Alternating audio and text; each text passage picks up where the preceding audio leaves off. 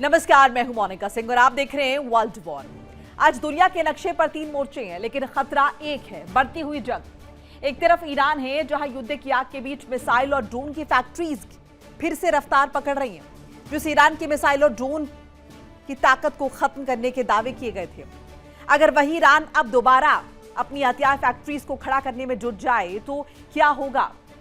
दरअसल ईरान युद्ध के बाद अपनी सैन्य क्षमता को फिर से मजबूत करने की कोशिश में है और यही बात अमेरिका के लिए सबसे बड़ी चिंता का विषय है, क्योंकि सवाल सिर्फ कुछ मिसाइल्स का नहीं है, सवाल उस पूरी युद्ध मशीन का है जो अगर फिर से तैयार हुई तो पश्चिम एशिया में अगली जंग पहले से भी ज्यादा खतरनाक हो सकती है।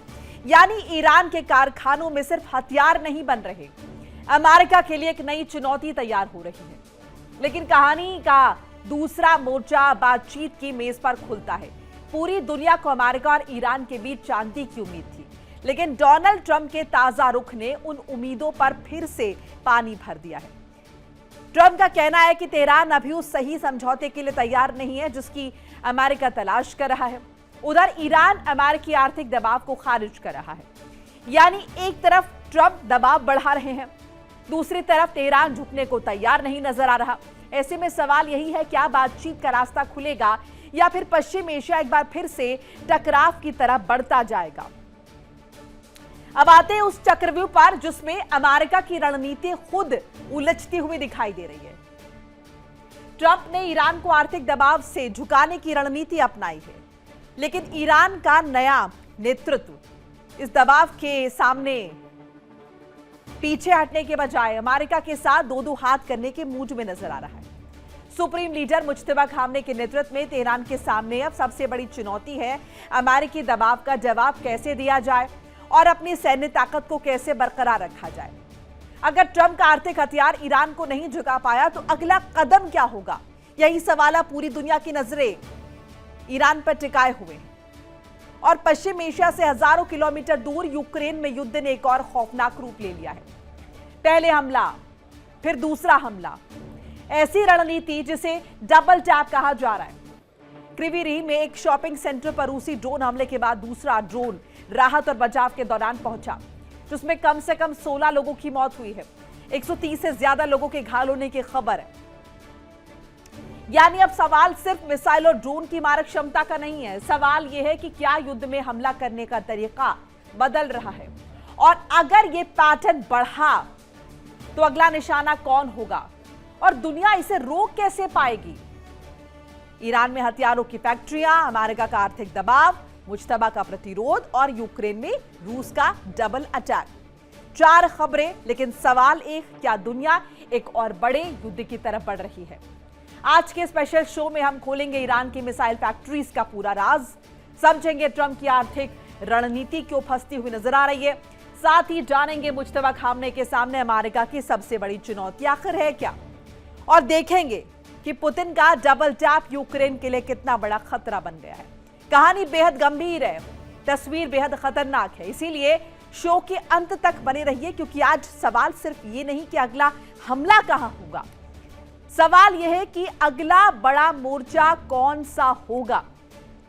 इन सब के बीच सबसे पहले नजर डाल लेते हैं आज की बड़ी खबरों पर, जिस पर डिटेल में आज हम बात करने वाले हैं वर्ल्ड वॉर पे। इस पर भी हम डिटेल में आपको बताएंगे कि आखिर कैसे ईरान के रक्तबीज से दुनिया भर में खलबली मची हुई है। यानी ईरान जिसके लिए लगातार अमेरिका ये कह रहा था कि ईरान कि मेजरली जो मिसाइल्स हैं, ड्रोन्स हैं, यानी कि हथियारों का जो जखीरा है वो अमेरिका ने बर्बाद कर दिया है। क्या वाकई में हकीकत है? क्योंकि इसे लेकर ईरान ने एक नया खुलासा कर दिया है। पहली खबर वर्ल्ड वॉर में, जिस पर डिटेल में आज बात होने वाली है। ईरान के रक्तबीज से दुनिया में खलबली। अब देखिए, रक्तबीज ये जो टाइटल है इसके क्या मायने हैं? दरअसल ईरान की तरफ से दावा किया गया है, वीडियो जारी हुई है और ये पता चला है कि ईरान में हथियारों का जो प्रोडक्शन है वो दुगना हो गया है। यानी जिस प्रोडक्शन के सीमित होने की बात कही जा रही थी, अमेरिका ये दावा कर रहा था कि हमने ईरान के हथियारों को खत्म कर दिया है, उनके मिसाइल्स जो हैं, उनके जो ड्रोन्स हैं, उनके जितने भी हथियार हैं वो अमेरिका द्वारा धराशायी कर दिए गए हैं। अब ईरान बेबस है। ईरान का सैन्य नेतृत्व पहले ही खत्म किया जा चुका है और अब ईरान का जो हथियारों का ये जखीरा था, इसे भी अमेरिका द्वारा खत्म कर दिया गया है। ऐसे में ये जो रिपोर्ट है, ये जो दावा है जो ईरान की तरफ से किया गया है, ये सवाल खड़े कर रहा है कि क्या ये एक बड़ी वजह है जिसकी वजह से ईरान के हौसले अभी भी बुलंद है और वो अमेरिका के आगे झुकने के लिए तैयार नहीं, और इसीलिए वो लगातार ये कह रहा है कि अगर ये युद्ध लंबा खींचना है तो खींच ले अमेरिका। डोनाल्ड ट्रंप के इस कार्यकाल तक इस युद्ध को ईरान आराम से, आसानी से खींच सकता है, और ऐसे में ये चुनौती अमेरिका के लिए होगी, ईरान के लिए नहीं। ये दावा ईरान की तरफ से किया जा रहा है, और अगर ऐसा होगा तो जाहिर है खलबली मचेगी, क्योंकि इसका बड़ा इंपैक्ट जो है वो ऊर्जा क्षेत्र पर पड़ेगा, व्यापार पर पड़ेगा, और साथ साथ शांति पर भी पड़ेगा। किस तरीके से मिडिल ईस्ट के देश भी लगातार जूझ रहे, सिर्फ ईरान नहीं जूझ रहा है। दूसरी खबर जिस पर डिटेल में आज हम बात करने वाले हैं, वर्ल्ड वॉर में शांति की उम्मीद पर फिर से मंडरा है खतरा। अब देखिए, शांति बहाली की बात की जा रही है, बातचीत के मेज पर आने की बात की जा रही है, लेकिन कहां और कैसे? क्योंकि जिस तरीके से अमेरिका एक के बाद एक स्टेटमेंट्स दे रहा है। अब देखिए, अमेरिका की तरफ से ये जो नए आर्थिक प्रतिबंधों की बात कही गई है, अब आर्थिक प्रतिबंध सिर्फ ईरान पर लगाने की बात नहीं की थी ट्रंप ने कहा कि जो भी मुल्क, जो भी देश ईरान के साथ व्यापार करेंगे, ईरान का सहयोग करेंगे, ईरान को कोऑपरेट करेंगे, उन मुल्कों पर अमेरिका प्रतिबंध लगाएगा, और ऐसे में आर्थिक तौर पर उन देशों को भी खामियाजा उठाना पड़ेगा। अब अमेरिका के इस बयान के बाद, डोनाल्ड ट्रंप के स्टेटमेंट के बाद, किस तरीके से ये जो शांति व्यवस्था या फिर कहे कि शांति की उम्मीदें हैं, इस पर कहीं ना कहीं पानी फिरता हुआ नजर आ रहा है। दूसरी तरफ ईरान की तरफ से क्या कहा जा रहा है? ईरान की तरफ से दावा किया जा रहा है कि हमने तो विक्ट्री हासिल कर ली है। ऐसे में इस युद्ध के क्या मायने हैं? ईरान ने कहा कि हमने अमेरिका को झुका दिया है और पूरी दुनिया इस बात को मान रही है।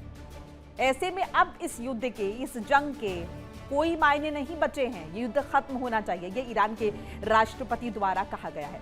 अब ये जो नैरेटिव गढ़ने की कोशिश की जा रही है, ये जो ईरान के टेरिटरी को, होर्मुज की टेरिटरी को अमेरिकी टेरिटरी बताया जा रहा है, या फिर ये जो नैरेटिव है, या फिर ये जो आर्थिक प्रतिबंधों की बात कही जा रही है, क्या इसके जरिए शांति हासिल की जाएगी, या फिर कहें कि शांति की उम्मीदों पर एक बार फिर से पानी फिरता हुआ नजर आ रहा है, फिर से खतरा मंडराता हुआ नजर आ रहा है? तैयारियां हो रही हैं, वीडियोस जारी हो रहे हैं, ये पता चल रहा है कि हथियारों का प्रोडक्शन ईरान में बढ़ गया है। वहीं अमेरिका ये लगातार कह रहा है कि अभी ईरान जो है वो बातचीत के लिए पूर्णतः तैयार नहीं है।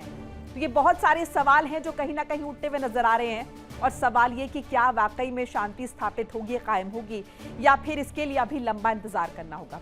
तीसरी खबर जिस पर आज हम बात करने वाले हैं, वर्ल्ड वॉर में मुज्तबा खामने के चक्रव्यूह में फंसे हैं ट्रंप। अब देखिए, ये कहा जा रहा है कि डोनाल्ड ट्रंप ने जो चक्रव्यूह रचा था यहां पर ईरान के लिए, मुज्तबा खामने के लिए, मुज्तबा खामने फ्रंट में नहीं आए, लेकिन बैक स्टेज बैठकर ही जिस तरीके से ये चक्रव्यूह उन्होंने रचा है, जिसके लिए कहा जा रहा था कि रचा तो अमेरिका ने, लेकिन इसमें अमेरिका खुद फंसा हुआ दिखाई दे रहा है। ट्रंप की रेटिंग लगातार गिर रही है, घरेलू स्तर पे वो लगातार घिरते हुए नजर आ रहे हैं। उनके अपने ही देश के लोग उनकी नीतियों का विरोध कर रहे हैं और कह रहे हैं कि इस युद्ध के जरिए हासिल क्या हुआ वो तो छोड़िए, इस युद्ध की वजह से अमेरिका को भी बड़े पैमाने पर नुकसान झेलना पड़ रहा है। अमेरिका की किरकिरी भी हुई है डोनाल्ड ट्रंप की वजह से। ऐसे में ये चक्रव्यूह जो ईरान के लिए रचा था, क्या इसमें डोनाल्ड ट्रंप खुद से फंसे हैं? ये सवाल उठ रहा है कि ईरान जंग से आखिर हासिल क्या हुआ है। सबसे पहले तो हॉर्मुज स्ट्रेट की जो स्थिति देखिए, स्ट्रेट ऑफ हॉर्मुज 28 फरवरी से पहले फ्री था, लेकिन उसके बाद ईरान ने अपना वर्चस्व कायम करना शुरू कर दिया, फिर कहे कि हक जताना शुरू कर दिया, अधिकार क्षेत्र अपना बना लिया है। इसे लेकर एक जंग शुरू हो गई है। घरेलू स्तर पर डोनाल्ड ट्रंप घिरते हुए नजर आ रहे हैं। अमेरिका में मिड टर्म इलेक्शंस होने हैं। कुल मिलाकर ये जो चक्रव्यूह रचने की कोशिश की गई थी ईरान के अगेंस्ट में अमेरिका द्वारा, या फिर कहे कि डोनाल्ड ट्रंप द्वारा, इस चक्रव्यूह में खुद डोनाल्ड ट्रंप घिरते हुए नजर आ रहे हैं। अगली खबर जिस पर डिटेल में बात करने वाले हैं, वर्ल्ड वॉर में पुतिन का डबल टैप प्लान मचाएगा तबाही। अब देखिए, ये एक और मोर्चा है जिसने दुनिया भर में एस्केलेशन बढ़ाए हुए। रूस यूक्रेन का मोर्चा, जहां पर हम देख रहे थे कि पिछले कई दिनों से यूक्रेन बहुत अग्रेसिव नजर आ रहा था और उसके पीछे की बड़ी वजह थी नेटो कंट्रीज जिसको सपोर्ट कर रहे हैं या फिर कहे कि पोक कर रहे हैं। रीसेंट में जेलेंस्की ने जो दौरे किए ब्रिटेन में, अमेरिका में, और उसके बाद वो जो अग्रेशन था यूक्रेन की तरफ से रूस पर, वो और ज्यादा बढ़ गया। अब रूस ने पलटवार किया है और ये पलटवार किस तरीके से भयावह होता जा रहा है। डबल टैप इसे क्यों कह रहे हैं ये बहुत डिटेल में आपको बताएंगे, क्योंकि ये जानकारियां मिल रही हैं कि रशिया यानी कि रूस जिस तरीके से यूक्रेन पर वार कर रहा है, जिस तरीके से अटैक्स कर रहा है, बड़े पैमाने पर तबाही झेलनी पड़ रही है यूक्रेन को। यह भी कहा जा रहा है कि एक ड्रोन आया, उसने अटैक किया है, लोगों पर हमला किया और उसके बाद रेस्क्यू ऑपरेशन के दौरान ही दूसरा हमला जो है वो कर दिया जाता है। ऐसे में सवाल इस बात को लेकर भी उठ रहे हैं कि क्या यही पैटर्न फॉलो किया जाएगा? कहां गए हैं मानवाधिकार?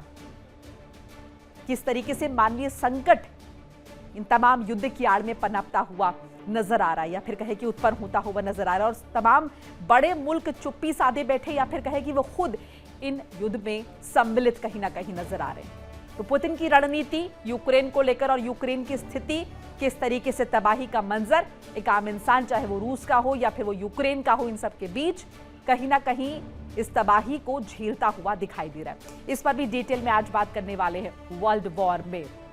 लेकिन उससे पहले कुछ बड़ी खबरें आपको बताते हैं। आज की 4 बड़ी ब्रेकिंग्स। ईरान से बातचीत पर ट्रंप का बड़ा बयान। अमेरिका ईरान के बीच फिलहाल कोई वार्ता नहीं, अमेरिका को जल्दबाजी नहीं है, ट्रंप ने कहा। भविष्य में बातचीत के संकेत दिए, दबाव जारी है।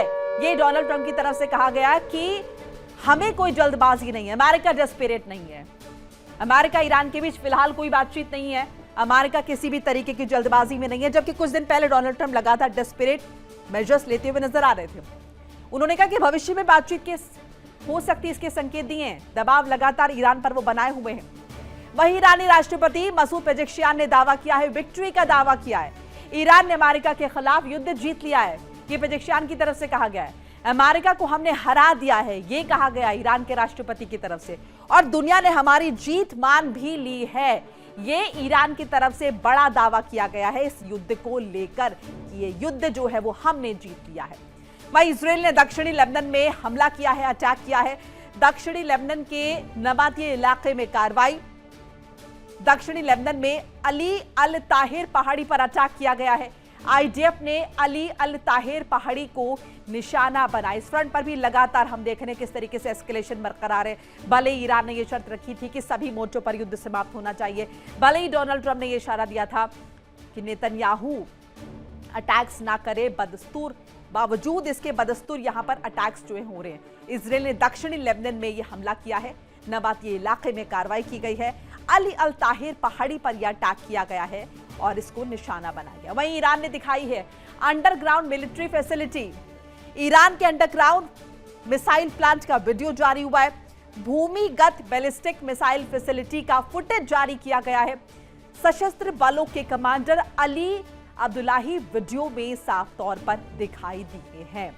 तो ईरान ने कहीं ना कहीं ये बताने की कोशिश की है कि वो अभी भी कितना सशक्त है, मजबूत है, ताकतवर है और ऐसे में अमेरिका के किसी भी हमले से निपटने के लिए पूरे तरीके से तैयार है।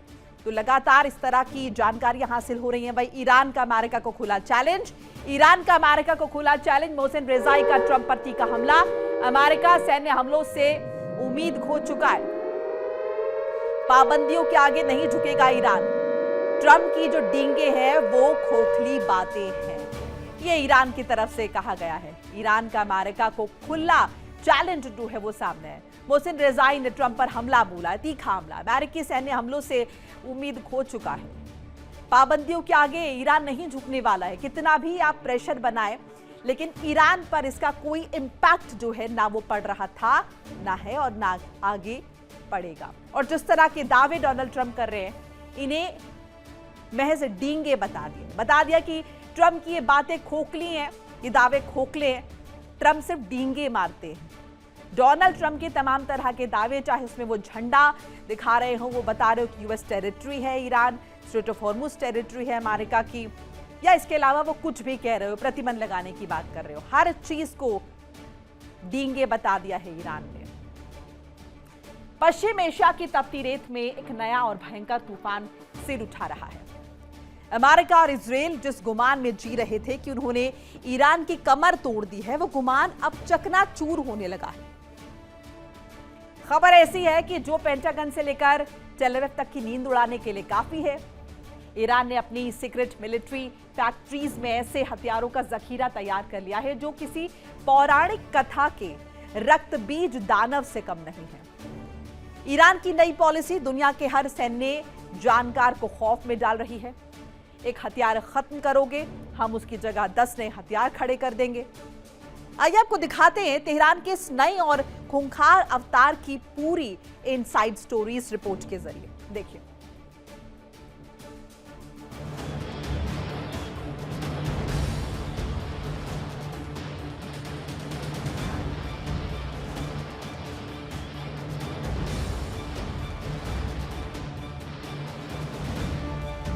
बारूद की उठती लपटें, आसमान को चीरते फाइटर जेट्स की कान फाड़ देने वाली गर्जना और हर तरफ बिछी मौत की चादर। पश्चिम एशिया इस वक्त महाविनाश की आग में सुलग रहा है। आसमान से सिर्फ मौत बरस रही है और जमीन कब्रगाह में तब्दील हो चुकी है। इस भीषण जंग के बीच अमेरिका और इजराइल इसी गुमान में थे कि उन्होंने युद्ध की आग में ईरान को जलाकर खाक कर दिया है, लेकिन उन्हें क्या पता था कि इस राख के नीचे कोई जलजला पल रहा है। तबाही के इस खौफनाक मंजर के बीच तेहरान के अंधेरे तहखानों से जन्म ले रहा वो रक्त बीज जो इस युद्ध को सीधे कयामत तक ले जाएगा।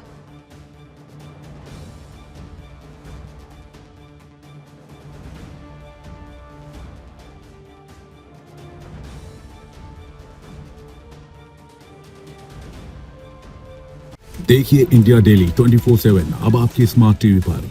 इंडिया डेली मौजूद है सभी डिजिटल प्लेटफॉर्म पर लाइव और लगातार। इंडिया डेली 24/7 हर दिन राष्ट्र को समर्पित।